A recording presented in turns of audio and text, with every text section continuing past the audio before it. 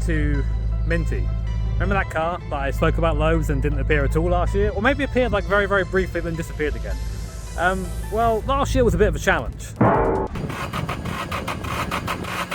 Oh, Broadbent loses out there once again. Is everything okay with Broadbent's car? The short answer is we're going down the straight and there are a few problems we had to address. Luckily they are addressed now. It took a bit longer than anticipated, because that's why we're here now in 2025, finally making another video about this car. I get so many questions about this car, it's crazy. You might realise that we're not at a racetrack, we're actually at a runway today. These are not cars. They're cars for rich people, because this is the first shakedown of the year. Hey. For Minty. It's alive, it's back. Yet again. But what's different? So first things first, keen-eyed among you might realise that we have completely different wheels on the car. That's because we run in the Pro class in Time Attack, and they say you have to run a certain type of tyre. That tyre is this, Yokohama. The smallest slip they do in the size we need is an 18-inch wheel. So as you can see, we've somehow, I say we, Gav, has somehow squeezed this 18-inch wheel underneath this tiny MX5. It looks kind of like a little matchbox car, doesn't it? But on top of that, we've got all our Time Attack aero back on the car. We have to simplify that a bit for last year for our racing campaign that, well, didn't happen. And the car has been retuned by Mark over at Horsepower Factory, now making it very, very healthy. I think it's 707 horsepower. You what? On the high boost. We'll probably get on that today. That is the purpose of this whole day. To shake down the car, test out the boost session, make sure the engine's reliable, runs well, no overheating, nothing like that, before we take it to track for the first time. Hello, mate. Hello. You've missed the camera, haven't you? Yeah. There have been some changes since we last saw it. Little brief overview for ladies and gents here. Mainly trying to get big wheels under it has been the biggest hassle. So They're not suited for an MX5, would you say? No, definitely not. They don't fit an MX5. But we'd managed to squeeze them under there with a few modifications to the aero and stuff like that as well. New engine. Fingers crossed. Yeah, still running, of course, this glorious SR20 with this small turbo attached to it. About the size of my head of that. Yeah, this year is all about just reliability and getting the car through the season. I genuinely think if we had a good season that we could challenge for the Pro Championship, which is definitely our goal for this year. So yeah, I'm gonna get dressed because my experience of this car, maybe wearing this isn't the best idea.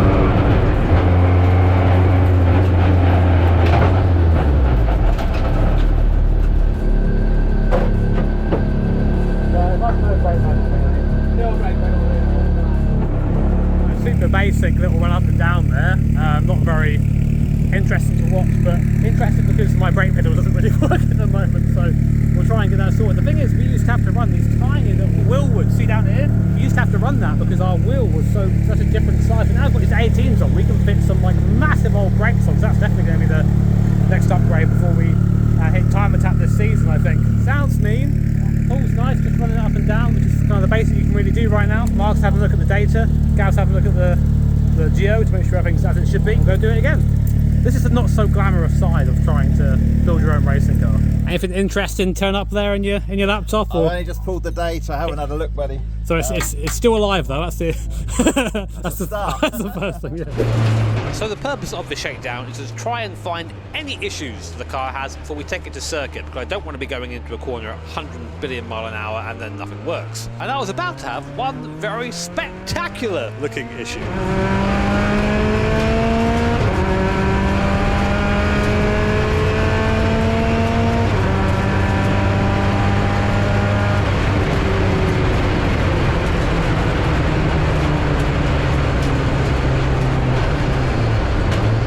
Looked pretty spectacular, but it wasn't really anything. Gav, tell us what happened there. Basically it just built up water pressure as normal, as you'd expect, and then it blew the overflow pipe off. As you can see, it's just coming out now, so that's full. We know the water system's full, and we just break the dry brake off there. So, and then it'll just build up pressure again next time, but hopefully not blow it off now. We're just making it challenging for these pilots coming in. They have it too easy in this dry tarmac. Time to learn about the variable conditions. Geo is really nice, feels fine. I'm not really turning around or anything, but it's not scraping here, and it's tracking nice and straight, which might sound like not a big deal, but it is a big deal for something like this, running on 18-inch wheels when it's really not meant to do that. Pulls nice in the low boost, and yeah, these are just little teething problems that I'd rather we have now than we have at a circuit. So basically, as Gav makes us a noise in the background, in that little run with the dramatic end, we found that the aero's working great, but it is actually pushing the bodywork into the tyre, so we've got a little bit of rub. So Gav's got his favourite tool out, the cut more of Jimmy's car off tool. We're trying just to make sure we don't have that problem. The worst possible thing that could happen, imagine doing like 160 mile an hour and into a tyre, goes pop. I don't really want that, so yeah, carve it up.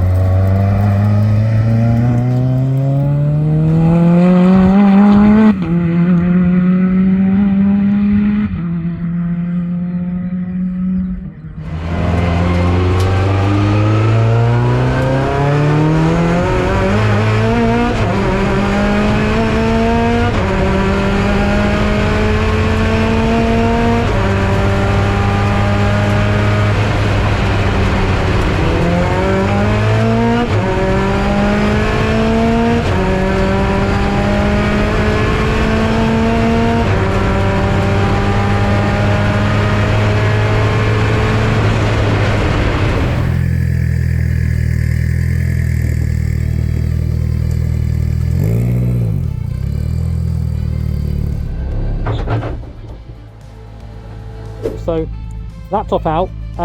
It feels good in the car. What's the data saying? Everything's fine other than the battery voltage is a little bit marginal. Running 13.2, 13.3 volts isn't really enough, but the ECU can compensate for that. Fueling's perfect, coolant temperature's perfect, oil pressure's spot on. So I think we can now turn the boost up and go again. Fantastic. I like those words. Time for some more boost, baby. So we're going up now to, I think, I'll ask Mark what the figures are. So Mark, we have 3 maps in the car. Yeah. So what are the first map is what we're on now, about 500, do you think? A bit less than that, yep. Probably about 430, 440. Okay. And then it'll step up to a 1.4 bar. And then again from that it'll go up to 1.8 bar of boost, which is banging on the door of high 6s, yeah. 700. So what would you say middle is, about 550 or so, 500? Yeah, for sure. Yeah.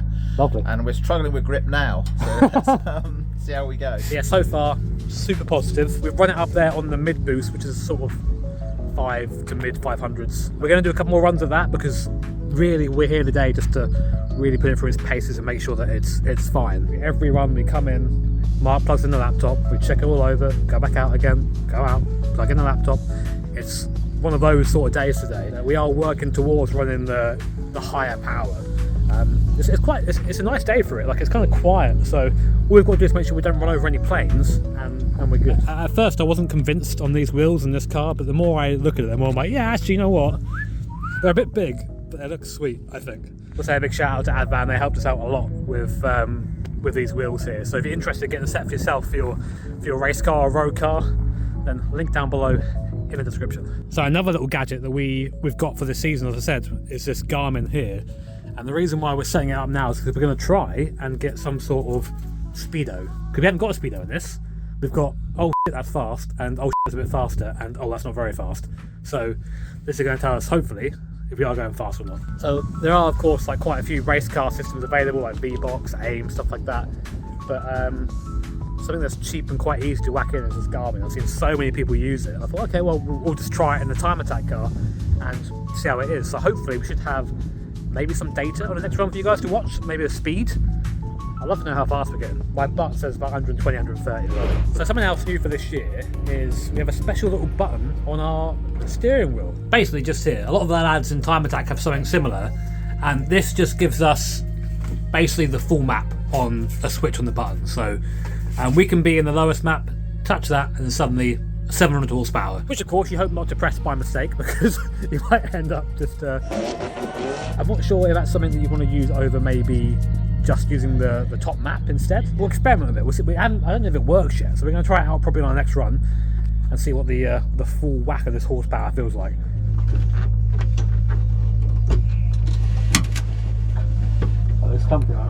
I've got a lot of like POV shots of people fondling Your my testicles. Right. 2 runs again. Yeah. With button, with happy button. With happy button, yeah. So what we're doing on this run is we're going to be pressing this, which is our big 700 horsepower button. Now I've been waiting for this for a very, very long time. I tell everyone, oh, my MX5 has got 700 horsepower, wow, wow, wow. But I've never actually experienced it. We're about to experience it now. Hopefully the camera stays on.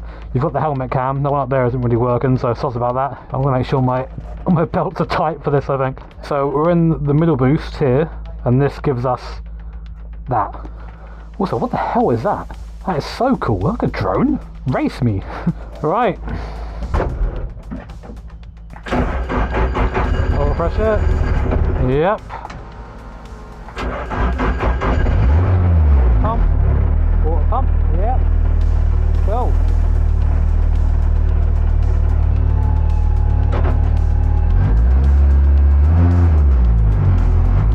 Okay, all good.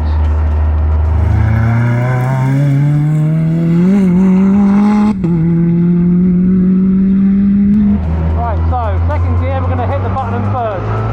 Look out, go.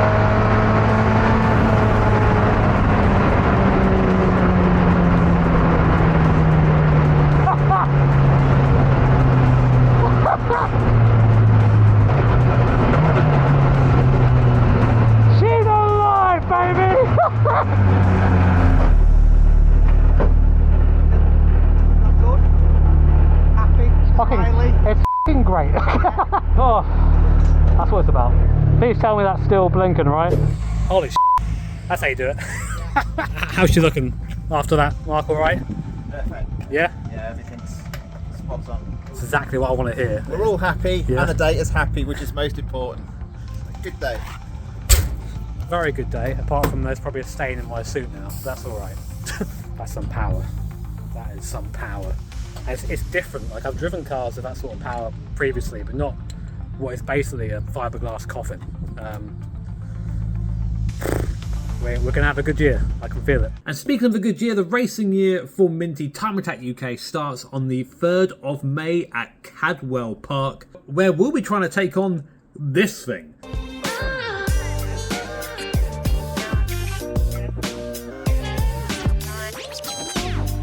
Suki, the Teguer NSX. If you're interested in coming to say hello to me or see Minty in person, then definitely come along to Cadwell Park. It's an awesome circuit for viewing. But if you can't make that and are still interested in coming along to a round, here's the rest of the Time Attack calendar. I haven't really got to explain how much this car means to me. We've been through it. How many years has it been with this car now?